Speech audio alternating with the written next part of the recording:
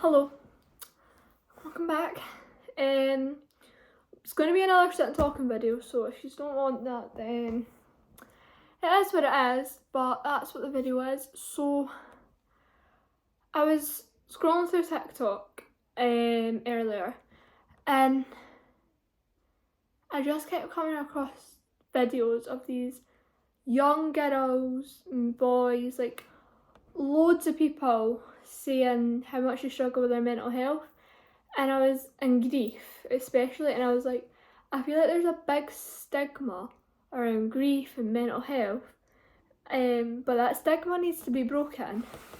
So I'm going to talk to you guys about my mental health and grief experience, because I think sometimes if you just hear someone else's story, it helps.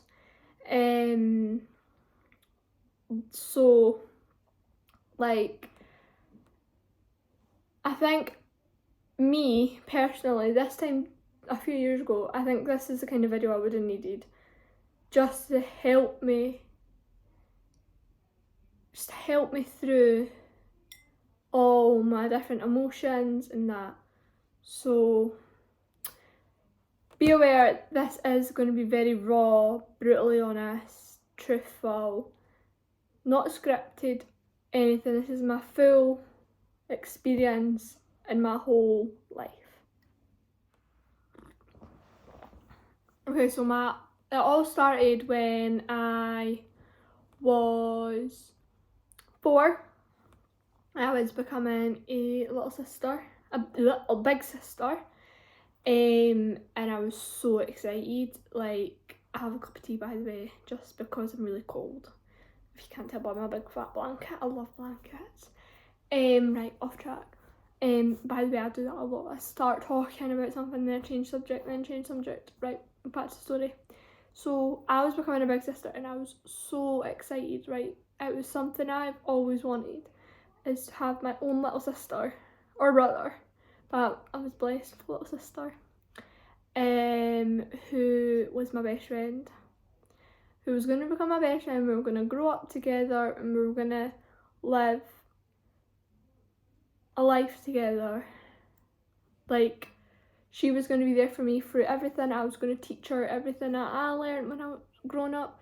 So like how to do your hair, how to do your makeup, how to do your tan, lashes, like all this stuff. I was like, I get to teach my little sister that. But then when she was around 2-3 months old, she took a seizure. Got rushed to hospital in an ambulance, and then she was constantly taking seizures. At 6 months old, so she was only half a year old, she wasn't even 1. 6 months old, so that would have been December time, because she's a June birthday like me. Christmas time, she was diagnosed with epilepsy. They didn't know the cause of her epilepsy, so they were still doing tests and everything to figure out what her cause was. But then it came out the cause of her epilepsy was genetic. If you can hear dogs in the background, I've put the 2 big ones outside because there was so much energy, they were just running around the garden, so I've just got wee Lance sitting in this cage. So what was I saying? Yeah, so it was genetic, so there was nothing they could do about it apart from give her medication to try and reduce her seizures and everything. Like, she was getting put on loads of different medications to try and help, but the only really managed to get them to start working would have been when she was 4 or 5. So she was in and out of hospital from 3 months old all the way until she was 5. 4. So obviously that took a massive toll on my mental health, because nobody wants to see they're literally a little baby of a sister in and out of hospital having seizures. And seizures are such a traumatic thing to watch. Like, honestly, if you've not seen a seizure, you genuinely don't want to. It's so traumatic. So then I had all the trauma from her having seizures. Then as I was only 4 when I found out that she had epilepsy, I couldn't quite understand it, so I was trying to process it, but at the same time I was starting school, and school wasn't the best time for me in primary 1. Primary 1 is, you go to it just after nursery in Scotland, just to clarify. So it was such a hard time for me processing my emotions to do with my sister, but then at the same time I got severely bullied, to the extent that I would get hit, kicked, punched, pushed, name called, everything under the sun. And it wasn't even by boys my age, it was by boys 3 or 4 years older than me. So obviously that was like a little 5-year-old getting hit by a 9-year-old. It was a lot, and it happened probably most of primary 1. A teacher would watch it happen and everything but not do anything about it.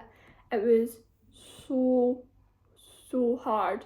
So because I was trying to process all this, I started struggling a lot, but then my sister's seizures would really be bad when she was unwell.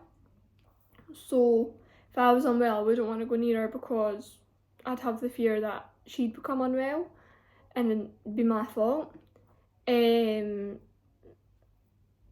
But at the same time, before my sister was born, like, I'm not saying I didn't want her to be born, like, I'd never say that. Like, I love being a big sister. I was such a happy child, like, I was always smiling and giggling. But then I kind of lost my spark a bit. So I was a bit like, oh.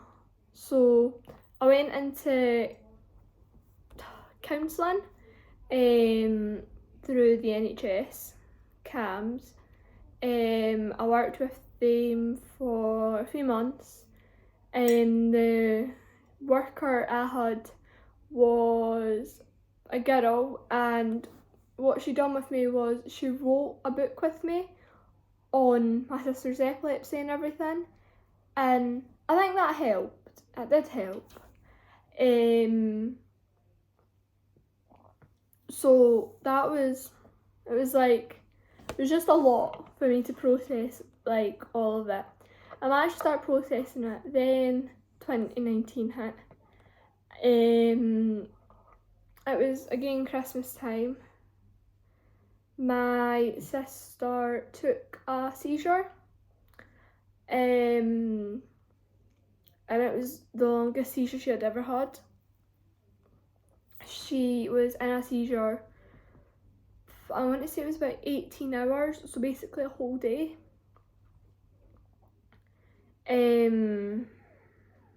Sorry. I don't like talking about it, but I need, like, it's not I don't like talking about it, it's just I get a bit flashbacks and stuff. Like, it was severely traumatic how long she was in it. She was in ICU, like, it was a lot. But she was a soldier and she fought through it. And then lockdown hit in March 2020 and her health started getting a lot better. Because we weren't socialising with anyone, like, because it was just my family, we fully locked ourselves down. We didn't see anybody at all. Like, it was just, like, because we didn't want to risk my sister getting it, because we didn't know how she would react or anything, we fully stayed back, which really helped her health.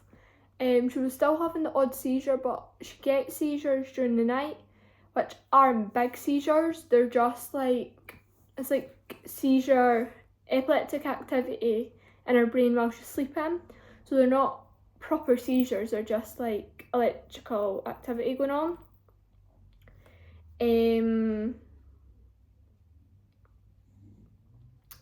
So lockdown really helped her health, and then I started struggling a lot with my mental health when we started going back to school. So again, I went back to CAMS, and because restrictions were still lifting, it was online, but the sessions didn't help at all. We basically looked at this workbook. They spoke about the fight, flight or freeze. I'm going to put this down before I spill it. Fight, flight or freeze, like tactic. They gave me like a little diary thing for when I had my panic attacks, because I also got diagnosed with anxiety when I went the first time to CAMS. So I was, what am I trying to say? So that didn't help much.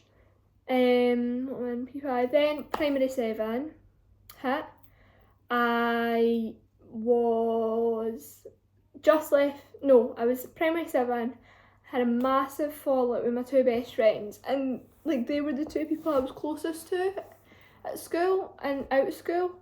So because I'd fell out with them, I really withdrew from everyone and everything. But we did make up like not that long later. So my mental health was already quite far down with that. Then in July, me, my mum, my dad, my sister, we went on holiday. The Friday we came back, so we went Monday to Friday. The Friday we came back. My mum didn't go straight home, she went straight to the hospital. My dad got out of the car, went to the hospital. Me and my sister never got told anything. I was like, why are we here? My mum wouldn't tell me. She's like, well, I'll talk to you when you're home. I then went home, and mum told me that my great grandma was basically dying. She didn't have long left. Now my great grandma was my best friend. Like, she genuinely was. She taught me so much growing up. She was probably my favourite person. I was so close with her and my great granddad. Like the two of them were my best friends. So just losing her so much. So she hadn't officially died, don't know how to put it, when we found out, and then about 7:30 that night, we found out about 6:30, 7. 7:30 that night, we found out my dad phoned my mum to say my great grandma was gone. And it was so hard for me to process, because I was like, I didn't get a proper goodbye, and I feel guilty to this day, but I genuinely don't think I could have went and seen her. Sorry. I genuinely don't think I could have went and seen her that day, because she was so fragile. So we made the decision that I wasn't going to see her, but now I really feel guilty for not going to see her. And the time before I seen her was probably still June time, and she died on the 7th of July. So it was the end of June I went and seen her. I think it was like the 30th. So I went and seen her then, and because she was so fragile and everything, she wasn't her. And I just kind of had that feeling, but it was like, no, you're just overthinking it, like, she's gonna be okay. And then obviously we lost her, and that night I went out a walk. I had to get out of my house because I didn't know what to do with myself. I didn't know how to process it, I didn't know how to feel, I didn't know what to do. So I went to walk, and then I picked this tree that is just along from my house, and that is now my tree that I'll go sit with and talk to my great grandma. Don't ask me why it's a certain tree, I just seen it and I sat there and I just watched the sky. I was sobbing. I no, like, I wanted to say it's not true, I didn't want to believe it, but it was true, and I just lost my great grandma and my best friend. So then it was the 27th, no, 26th, I don't know, some point in July at the end, I think it was the 26th, was her funeral. And at our funeral I decided I was going to read a poem because I didn't get that proper goodbye. I wanted to do something for her at our funeral. So there was this poem that her uncle, I'm not quite sure, somebody related to her had wrote for, I'm not really sure on the whole history of it, but he had wrote it for someone for their funeral, so I had read it to her. My great grandma was the funniest, most bubbly person you'd ever meet.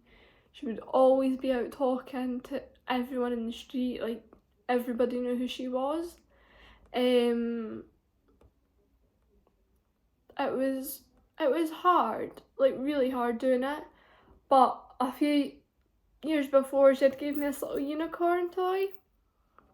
It wasn't really a toy, it was like a mini unicorn teddy, and that was the one thing I had of her, and I could not let that go. Like, I had to hold that, and I think I was like strangling it, not strangle obviously, I was like holding it so tight.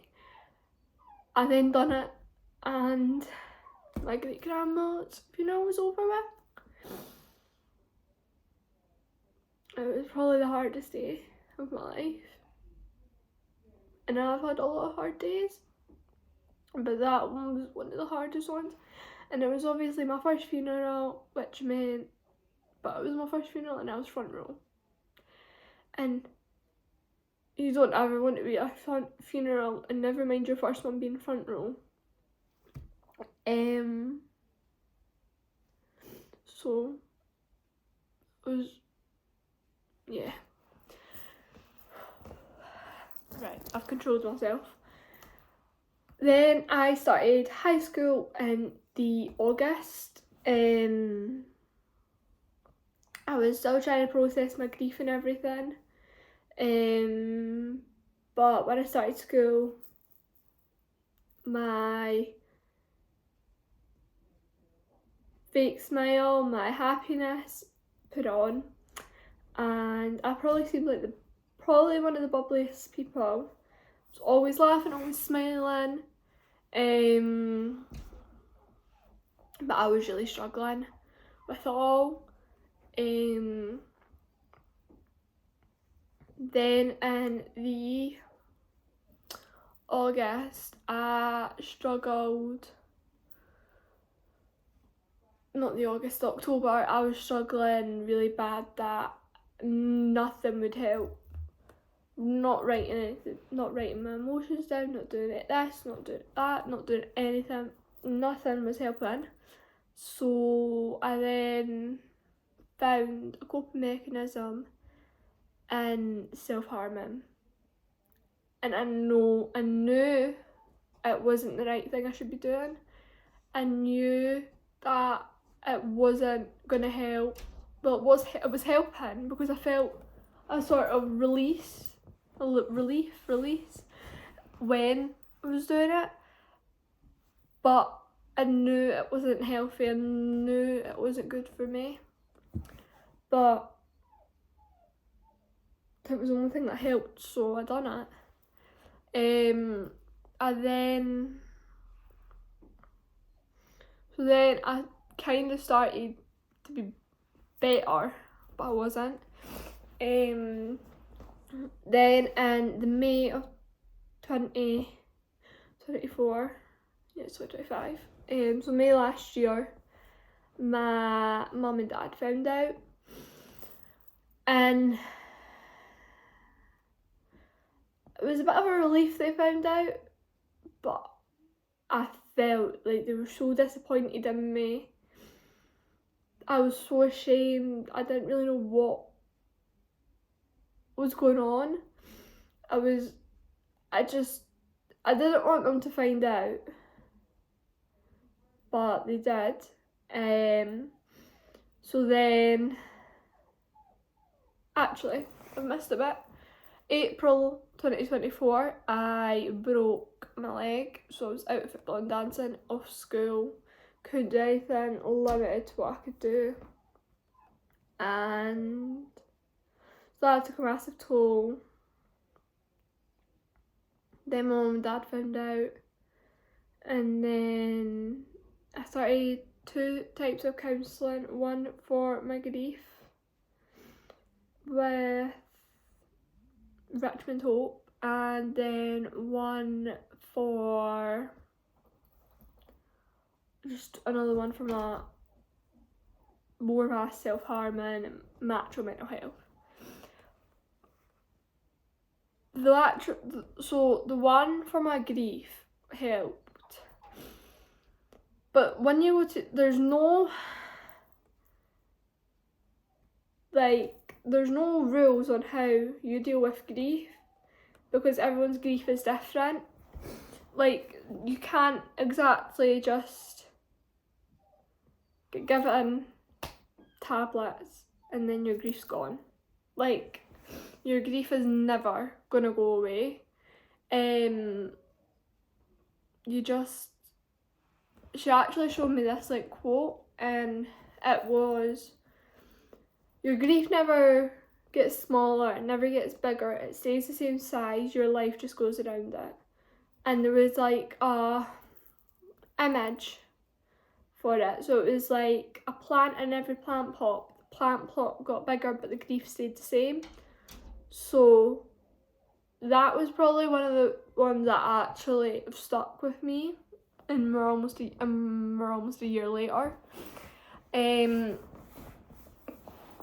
So like on your grief, right, it's never gonna go away. It's always gonna be there. It's always gonna be something you think about. You're always gonna miss that person. Like, at the end of the day, they're gone.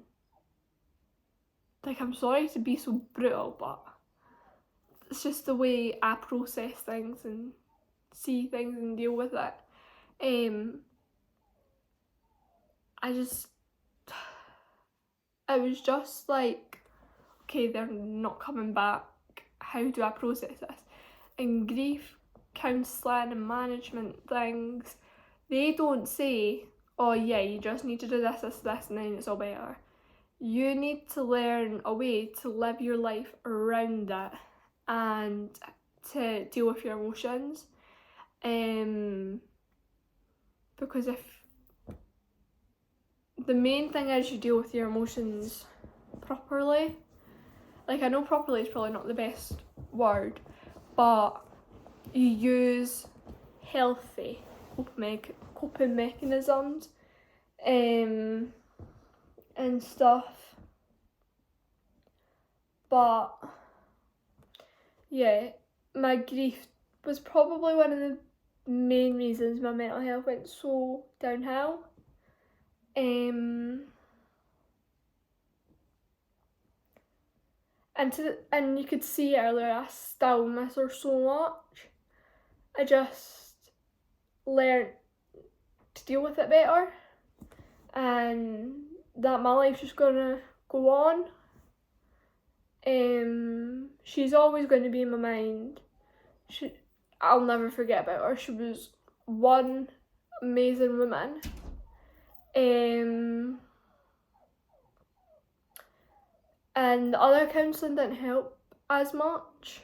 It was just really a sit down, talk about how you feel, and what's causing these emotions. And I was just like, yeah.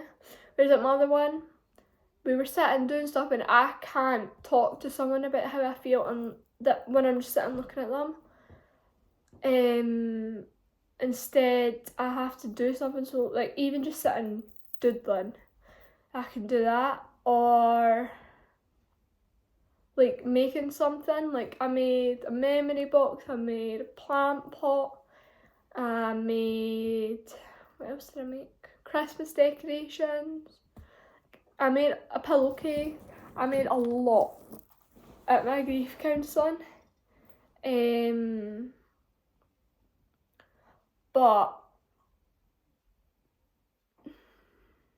yeah, and that's me until now. I do still struggle a lot with my mental health and my grief. It's just, you learn to deal with things and live around your grief, but when I lost my great grandma, I just wanted to sleep. I didn't want to get out of my bed. I didn't want to talk to anyone. I didn't want to eat. I just wanted to sleep and lie in my bed. And that sounds lazy, but I couldn't bring myself to speak to anyone. I couldn't bring myself to be with anyone. Yeah. But yeah, that's been my grief and my mental health over the years. Like, we really need to break the stigma on mental health and grief being such a, oh, we can't talk about it kind of thing. Because the more we talk about it on the daily, the more people are going to be less scared to speak up. But I have days where I don't want to do anything. I just want to sleep. Don't want to see anyone. I still have day days because your grief can just take, sometimes if you just get the slightest push over the edge, everything will just come on top of you. That's why you don't bottle things up. So you really speak out.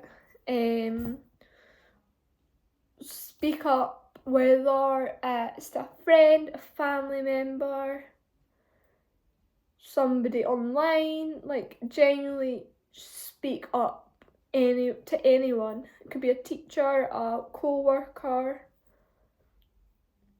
like anybody. My messages are always open for anyone. Yeah. I'm gonna attach a photo of my beautiful great grandma at the end of this video. But yeah, thank you all for watching. It's been a hard video to make. I've cried, but yeah, it's just the whole grief. Like, it still haunts me to this day that my great grandma's gone. And I was one of the people that were blessed enough to meet their great grandma. But yeah, bye guys.